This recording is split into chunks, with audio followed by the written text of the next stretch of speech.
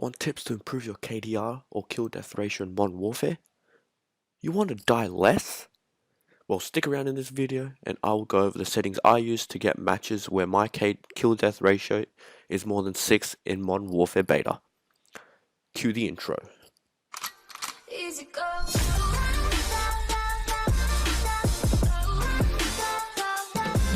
Hey, what's cracking like on YouTube? It's your boy StumperGamer here, and welcome back to the channel. In today's video, I'm going to show you my current settings and all the tips and tricks for the beta for this second weekend, especially for Xbox and PC players. I'm currently using audio settings. I've got headphones on. You can fiddle around with your dialogue and your music settings to your liking, but I'll have it on screen of what I've got, and this seems to work really well for me. The reason behind all this is because the footsteps are back and better than ever. However, friendly footsteps are kind of the same sound, they feel the same, so always spamming yourself, always trying to check who's there. But you don't even have to have, with these settings, you don't even have to have the best headset in the world. You don't need those Total Beaches, you don't need those Astro. You can even use your simple Bluetooth or your typical just Sony like headphones that you plug into your phone maybe or your laptop. You could just use those and your footsteps are still very, very clear. Now moving on. You want to increase your kill death ratio or the KD? Well, you got to play a bit more passive, and by passive I don't mean camp in a room and get 6 kills to 0 deaths in a TDM match. I mean you got to like patrol a specific area. Let's say in a domination match, you can patrol in and around the B flag. Like the mini-maps are, everyone's getting UAVs now. Aim for the head, quick time to kill. So just patrol the area. You can even mount yourself onto the side of the walls just to peek, shoot people, catch them off guard. So if you really want, like, you can just play like this, patrol an area. I think that I recommend that's the best way to play. Now, the reason for all this is because of the map designs. The Modern Warfare maps are not technically structured in the traditional 3-lane maps like you see in Black Ops or you see in other Call of Duty games. These maps have several vantage points an enemy can shoot you from. Like, they can shoot you maybe from a window in a house, maybe in the second street, or they can shoot you from behind or just to the left of you where you can't see them in your blind spot. There's so many vantage points that other players get on top of you, and it makes it really hard. That's why rushing is really, really hard in this game, and this game doesn't encourage it at all. I mean, to be fair, unless they make smaller maps, rushing maps, then you can do it, but for the maps currently out in the beta, nah, not worth it.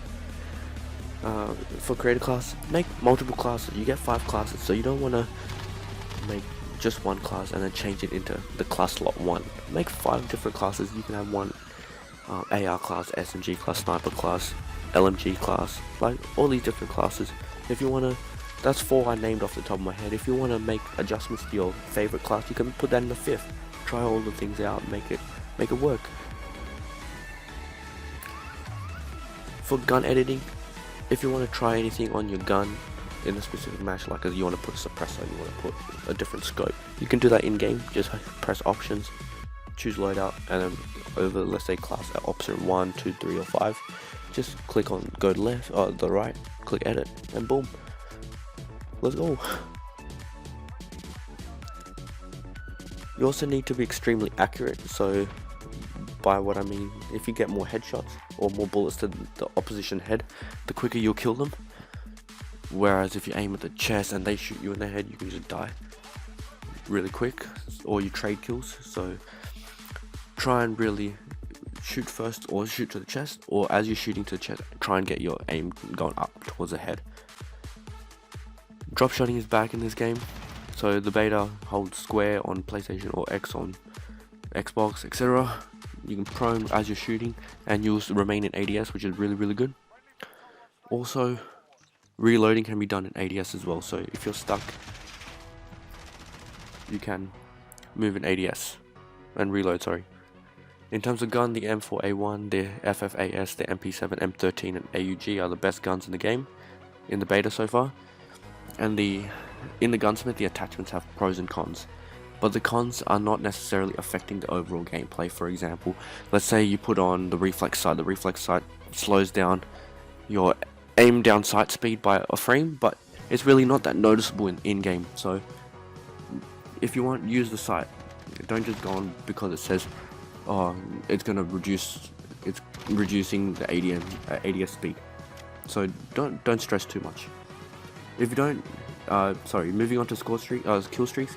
You don't have to use kill streaks as you get them. Choose the time when it's right. For example, if a teammate's got a UAV up, just don't need to activate yours at the same time. It's just pointless. It's just a way. Yes, you get assist points, but there's no point.